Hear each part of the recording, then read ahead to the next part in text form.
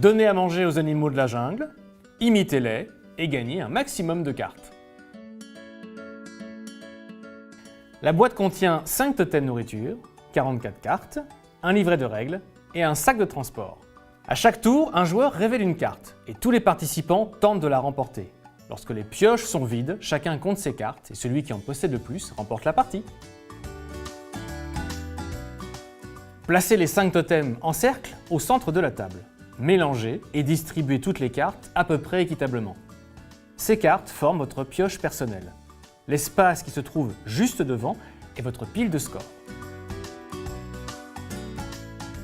Celui qui imite le mieux la banane qu'on épluche commence la partie.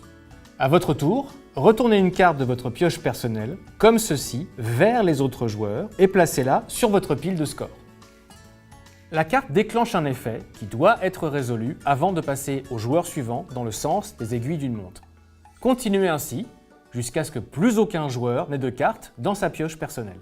Lorsqu'un effet vous demande d'attraper un totem, vous ne pouvez utiliser qu'une seule main et n'attraper qu'un seul totem à la fois. Si vous vous trompez de totem, il n'y a pas de pénalité. Continuez à jouer normalement.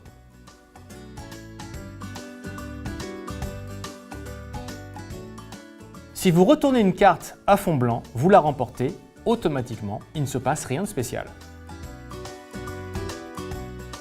Si vous retournez une carte à fond bleu, tous les joueurs tentent d'attraper le plus rapidement possible avec une seule main le totem représentant la nourriture favorite de l'animal illustré sur la carte.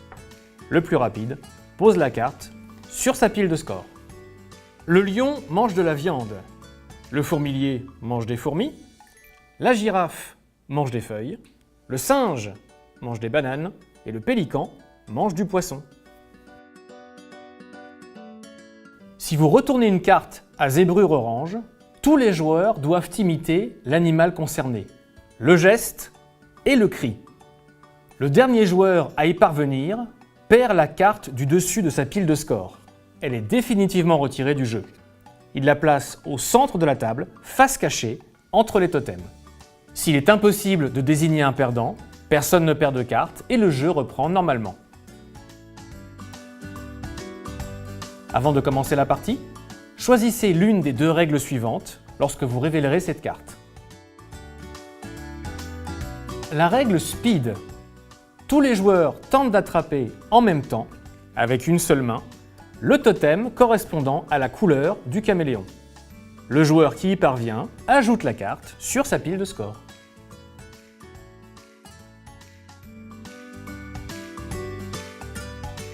Règle Jungle. Tous les joueurs tentent de toucher un objet de la couleur du caméléon. Le dernier joueur à y parvenir perd une carte, comme pour la règle de l'animal en colère. Vous ne pouvez pas toucher un autre joueur, ni une pièce du jeu, carte ou totem. Et si 2 joueurs touchent le même objet, les 2 perdent une carte. Si vous retournez cette carte, vous êtes le chasseur. Vous devez le plus rapidement possible poser votre main sur la pile de score du joueur de votre choix. Tous les autres joueurs doivent quant à eux poser la main sur leur propre pile de score.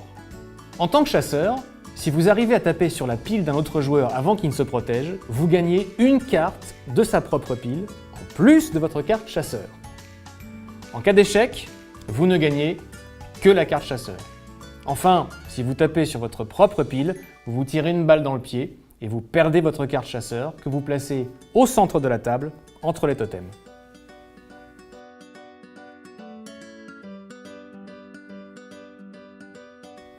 Si vous retournez la carte Yen, tous les joueurs doivent, le plus rapidement possible, taper sur le tas de cartes au centre de la table, entre les totems.